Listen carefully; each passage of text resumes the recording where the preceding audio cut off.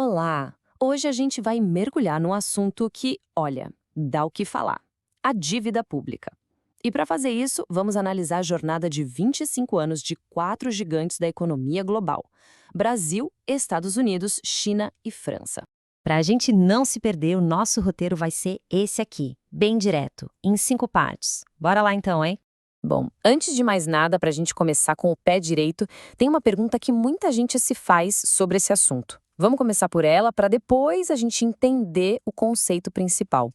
Pois é, essa é a pergunta de US$ 1 milhão, né? Sempre que a gente ouve falar em dívidas de trilhões, essa dúvida aparece.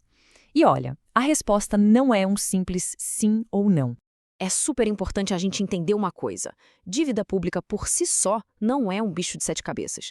Pensa nela como uma ferramenta, sabe? Os governos usam essa grana para financiar serviços públicos e investimentos. É mais parecido com uma hipoteca de longo prazo para construir o futuro do país do que um cartão de crédito estourado sem limite. Ok, entendido o básico, vamos agora para a segunda parte da nossa análise. A gente vai voltar no tempo, lá para a virada do milênio, para ver como cada um desses quatro países estava na linha de largada. E olha só esse gráfico do ano 2000. Ele mostra a dívida como uma fatia do PIB, ou seja, de toda a riqueza que o país produz. O que salta aos olhos aqui é o contraste, né? Economias já estabelecidas, como França, Estados Unidos e Brasil, já tinham dívidas acima de 50% do seu PIB. Enquanto isso, a China começava bem mais leve, com só uns 21%. Esse ponto de partida é a chave para entender as jornadas tão diferentes que eles seguiram. E agora a gente entra no coração da nossa história. É aqui que o jogo vira. Eventos globais gigantescos acabaram jogando essas quatro nações em caminhos econômicos assim completamente diferentes. Essa linha do tempo mostra os três grandes terremotos que sacudiram a economia mundial. Primeiro, a crise de 2008. Depois, a recuperação meio arrastada dos anos 2010. E, claro, a pandemia de 2020. Cada um desses momentos foi um verdadeiro teste de fogo, que obrigou os governos a tomarem decisões drásticas sobre gastos e, claro, sobre suas dívidas.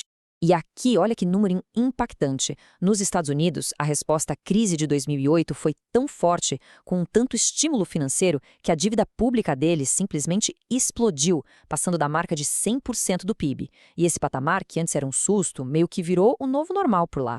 Aqui, o contraste de estratégias fica claríssimo. De um lado, os Estados Unidos injetando dinheiro para salvar o sistema financeiro. Do outro, a China construindo trens-bala, pontes e cidades para impulsionar sua economia.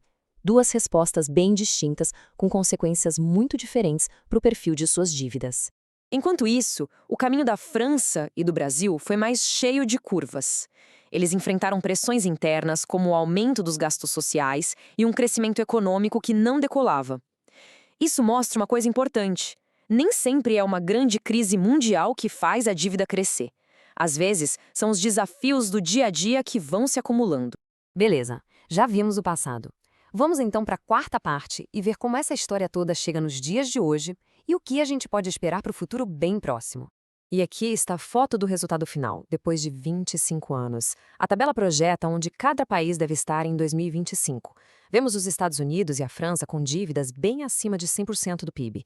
A China, que começou lá embaixo, viu sua dívida dar um salto enorme e o Brasil se estabiliza num patamar elevado, na casa dos 80%.